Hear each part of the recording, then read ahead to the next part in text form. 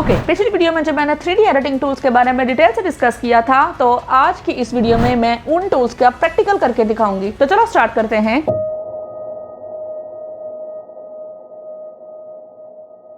नीतीश राजपूत के जैसे क्लिप बनाने के लिए अलाइट मोशन पर आना है और प्लस आइकन पर क्लिक करके क्रिएट अ प्रोजेक्ट पर जाना है। अगेन प्लस आइकन पर क्लिक करके मीडिया पर जाना है और एक पीएनजी को सिलेक्ट कर लेना है। पीएनजी सिलेक्ट करने के बाद मूव एंड ट्रांसफॉर्म पर जाकर एक्स एक्सिस पर जाना है और इसका साइज 3000 कर देना है। उसके बाद स्केल पर जाना है और इसका साइज बढ़ा देना है। और हाँ, इस पूरी वीडियो में मैं जितना भी मटेरियल यूज कर रही हूँ उसका लिंक मैंने डिस्क्रिप्शन में दे दिया है। इतना हो जाए तो उसके बाद इफेक्ट्स पर जाना है, ऐड इफेक्ट में जाना है और उसके बाद एक्सपोजर गैमा इफेक्ट को सिलेक्ट कर लेना है। इतना हो जाए तो इसको थोड़ा सा डार्क करना शुरू कर देना है। ये मैं डार्क क्यों कर रही हूँ थोड़ी देर बाद आपको समझ आ जाएगी। मैं नीतीश राजपूत के जैसे as it is clip edit नहीं करने वाली। हाँ, उसके व्हीकल के बारे में जो है ब्रेकडाउन वो मैं आपको करके दिखाऊंगी। सीन मैं अपनी मर्जी का क्रिएट करने लगी हूँ। इसको थोड़ा सा मजीद इस तरह ऐड कर देती हूँ। इतना हो जाए तो अगेन प्लस आइकन पर जाना है और एक और पीएनजी को लेकर आना है। पीएनजी को सिलेक्ट करके तो मूव एंड ट्रांसफॉर्म पर जाकर इसका भी साइज 3000 कर देना है और इसको स्केल कर देना है। इतना हो जाए तो इसको बिल्कुल ही पीछे की तरफ लेकर जाना है, यहाँ तक। अगेन हाउस वाले पीएनजी की तरफ जाना है और इफेक्ट्स में जाना है और 3 डॉट्स पर क्लिक करके कॉपी इफेक्ट्स करके उस माउंटेन वाले पीएनजी को सिलेक्ट करना है और उसके बाद इफेक्ट में जाना है और 3 डॉट्स पर क्लिक करके पेस्ट इफेक्ट कर देना है। अब देखिए उसका कलर भी थोड़ा सा डल हो गया है। अब क्योंकि मैं थोड़ा सा नाइट सीन क्रिएट करने लगी हूँ, इसीलिए फिर प्लस आइकन पर जाना है और एक और इमेज को सिलेक्ट कर लेना है।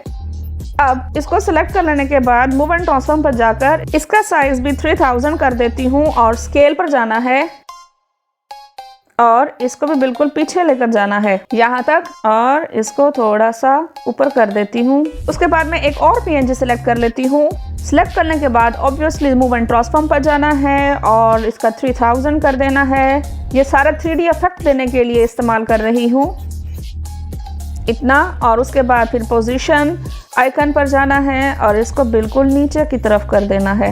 इतना। अब हाउस पीएनजी पर जाना है, इसको थोड़ा सा एडजस्ट कर देती हूँ। उसके बाद हाउस पीएनजी को सिलेक्ट करके इफेक्ट्स में जाना है और अगेन इफेक्ट्स को कॉपी करना है। कॉपी कर लेने के बाद अब रोड को भी सिलेक्ट करना है, इफेक्ट्स पे जाना है और उस इफेक्ट को पेस्ट कर देना है। तो इसका कलर भी डार्क हो गया है, मैं थोड़ा सा मजीद डार्क कर देती हूँ। इतना। इतना हो जाए तो अब बारी आती है हमारे मेन कैरेक्टर की और वो है कार। तो मैं मीडिया पर जाकर एक कार पीएनजी को सिलेक्ट कर लेती हूँ। इतना हो जाए तो मैं मूव एंड ट्रांसफॉर्म पर जाऊंगी और इसको थोड़ा सा पीछे कर देती हूँ। इतना हो जाए तो उसके बाद बॉर्डर एंड शेडो पर जाना है और थर्ड ऑप्शन यानी शेडो पर जाकर इसको शेडो कर देना है। इसका साइज 0 कर देती हूँ, तो इसको मैं 9 कर देती हूँ। अब कार एनिमेशन से पहले इस क्लिप को जरा गौर से देखो। क्लिप देख लेने के बाद अब बारी आती है कि इन टायर्स को कैसे मूव करवाना है। तो टायर्स को मूव करवाने के लिए ऑब्वियसली प्लस आइकन पर जाना है और एक सर्कल सेलेक्ट कर लेना है। सर्कल सेलेक्ट करके इसको नीचे वाले टायर के अकॉर्डिंग एडजस्ट करना है। तो स्केल पर जाकर इसका थोड़ा सा साइज मैं छोटा कर देती हूँ। इसके ऊपर एग्जैक्ट सेटिंग हो चुकी है। अब कलर एंड फील पर जाना है। उसके बाद मैं इसका कलर ब्लैक कर देती हूँ, बट ब्लैक ये वाला नहीं, मैं ट्राई करती हूँ कि टायर के अकॉर्डिंग जो कलर है मैं वो सिलेक्ट करूँ। इतना हो जाए तो उसके बाद इस सर्कल को कॉपी कर लेना है। कॉपी कर लेने के बाद उसको सिलेक्ट करके मूव एंड ट्रांसफॉर्म पर जाकर स्केल में जाकर इसका साइज थोड़ा सा छोटा कर देना है। अब पता कैसे चलेगा इसका साइज छोटा हो रहा है? तो उसके लिए मैं कलर एंड फील पर जाऊंगी और कोई लाइट सा कलर चूज कर लेती हूँ और उसका साइज मैं छोटा कर देती हूँ। वो क्यों कर रही हूँ अभी बताती हूँ। ये ग्रे कलर मैंने इसलिए सिलेक्ट किया है क्योंकि मुझे जो ये टायर है उसके जो मिड वाला पार्ट है वो क्रिएट करना है। तो अब इसका कलर मैंने कर दिया चेंज। मैंने ये देखना है कि मेरा साइज बिल्कुल एग्जैक्ट सिलेक्ट हो गया है, तो उसको देखने के लिए मैंने ब्लैक सर्कल को हाइड कर दिया है। अब मैं ग्रे सर्कल को जो है उसके अकॉर्डिंग एडजस्ट कर रही हूँ। साइज थोड़ा सा इसका बढ़ा देती हूँ। अब इतना हो जाए तो उसके बाद जो हाइड कलर किया था उसको मैं शो करवा देती हूँ। अब इतना हो जाए तो उसके बाद अगेन शेप्स में जाना है और एक शेप को सिलेक्ट कर लेना है और एडिट एंड शेप में जाना है और 218 इसका रेडियस कर देना है। इसका 218 रेडियस कर लेने के बाद इसका एक्स एक्सिस का जो साइज है वो 6 और इसका 21 कर देना है। इतना हो जाए तो मूव एंड ट्रांसफॉर्म पर जाकर इस शेप को सेलेक्ट करके यहाँ मिड में एडजस्ट कर देना है ताकि इसकी रोटेशन नजर आए। इसीलिए मैं इसका कलर जो है वो चेंज कर देती हूँ। मैं चाहती हूँ कि इसका कलर रेड हो और वो भी एक गाड़ी के अकॉर्डिंग। तो मैं यहाँ इस जगह पर क्लिक करें तो कलर पिकर पर जाऊंगी और कलर पिकर के बारे में भी मैं ऑलरेडी एक्सप्लेन काफी ज्यादा कर चुकी हुई हूँ। अब देखें ये रेड हो चुका है, तो अब इसको थोड़ा सा मैं एडजस्ट कर देती हूँ। उसके बाद इफेक्ट्स में जाना है, एड इफेक्ट में जाना है, रिपीट ऑप्शन पे जाना है। यहाँ पर नोटिस करो तो रेडियल रिपीट मौजूद है, तो इस इफेक्ट को मैं सिलेक्ट कर लेती हूँ। तो जैसे ही मैंने इस इफेक्ट को सिलेक्ट किया है तो उसने ऑटोमेटिकली मल्टीपल शेप सिलेक्ट करके मुझे सर्कल फॉर्म में दे दिया है। मैं इसका साइज जरा छोटा कर देती हूँ ताकि ये करीब हो जाए, अराउंड 34। ये देखें ऊपर काउंट के ऊपर अगर मैं क्लिक करूं तो मुझे जितने ज्यादा इसकी क्वांटिटी चाहिए मैं उतने ही ज्यादा इसको बढ़ा सकती हूँ। ये देखें, बट मुझे 8 ही चाहिए।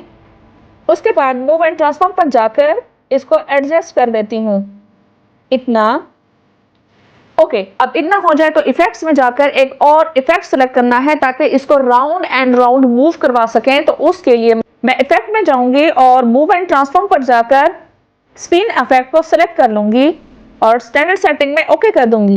इतना हो जाए तो स्पिन इफेक्ट में जाना है और इसको मूव करवाना है अराउंड। ये अपनी स्पीड पर डिपेंड करता है, मैं इसकी स्पीड 78 तक रख देती हूँ। अब नोटिस करो कि पिछले टायर के अंदर एक ब्लैक सर्कल भी है, तो अगेन मैं इस वाले सर्कल को सिलेक्ट करूंगी और इसको डुप्लीकेट कर दूंगी। डुप्लीकेट कर लेने के बाद इसको फ्रंट पर ले आऊंगी। फ्रंट पर ले आने के बाद अब मूव एंड ट्रांसफॉर्म पर जाकर स्केल ऑप्शन में जाकर इसको बिल्कुल छोटा कर दूंगी। उसके बाद इन सबको सिलेक्ट करके मैं एक ग्रुप बना देती हूँ। और अब आप देखो ऊपर आपको 3 आइकन शो हो रहे हैं, तो मैं फर्स्ट वाले आइकन पर क्लिक कर देती हूँ। अब मैंने जितनी भी लेयर सेलेक्ट की थी वो अब एक ग्रुप बन चुकी हैं। अब इस ग्रुप को मैं डुप्लीकेट कर देती हूँ और डुप्लीकेट करके कॉपी वाले ग्रुप पर जाना है और पोजीशन आइकन पर क्लिक करके इसकी पोजीशन सेट कर देनी है यहाँ तक। अब इसको देखते हैं। अब इसका साइज थोड़ा सा मैं बढ़ा देती हूँ।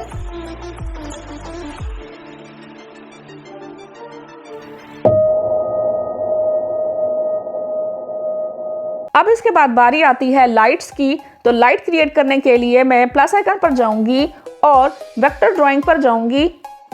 तो क्योंकि इस लाइट से स्टार्ट करवाना है तो मैं ये देखें इस स्टार को इसी हेडलाइट के ऊपर रखकर टैप करूंगी। उसके बाद इसको थोड़ा सा 30 के एंगल तक ले जाऊंगी और एक और टैप करूंगी।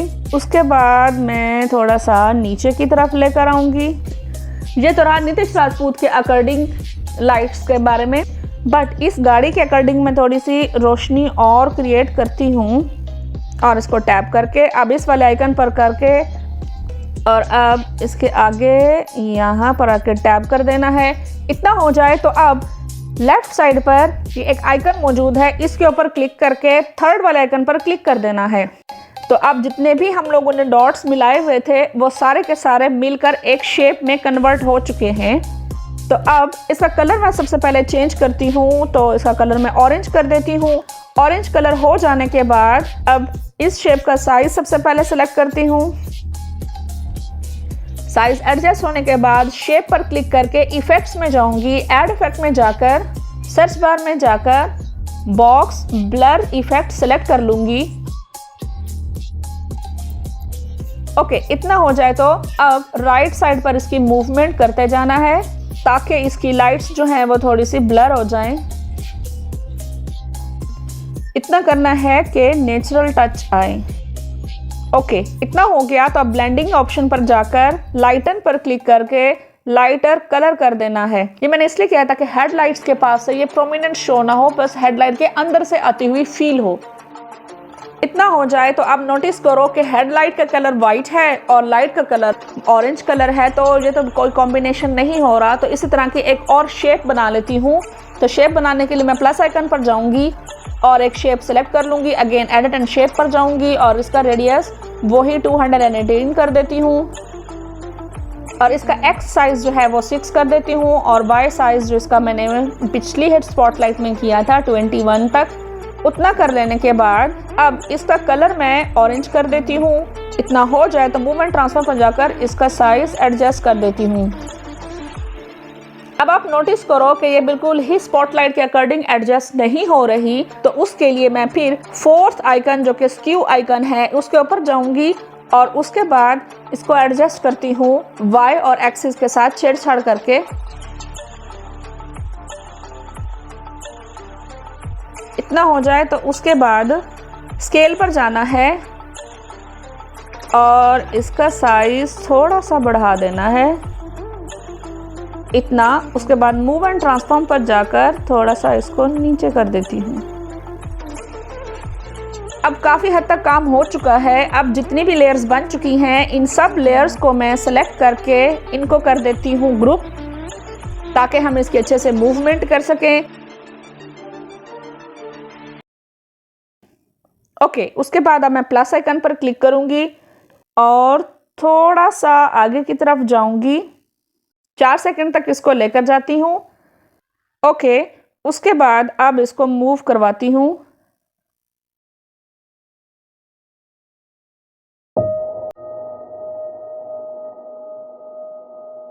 इस एनिमेशन के अंदर आप देखें तो जितने कैरेक्टर्स यूज किए हुए हैं उनके फेसेस डार्क ब्लैक हुए हुए हैं और नीतीश राजपूत की अक्सर वीडियोस के अंदर इस तरह के ब्लैक फेसेस मौजूद होते हैं। तो चलो इनको क्रिएट करते हैं।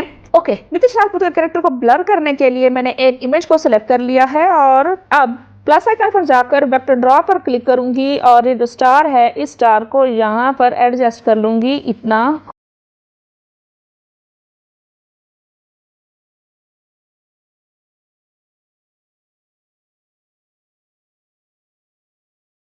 और सेकंड वाले ऑप्शन के ऊपर क्लिक करके फोर्स वाला करके इन सारी शेप्स को मिला देनी है। शेप्स मिला लेने के बाद अब कलर पर जाकर इसका कलर ब्लैक कर देना है और ब्लैक कर लेने के बाद इफेक्ट्स में जाकर ऐड इफेक्ट में जाकर बॉक्स ब्लर इफेक्ट को सेलेक्ट कर लेना है,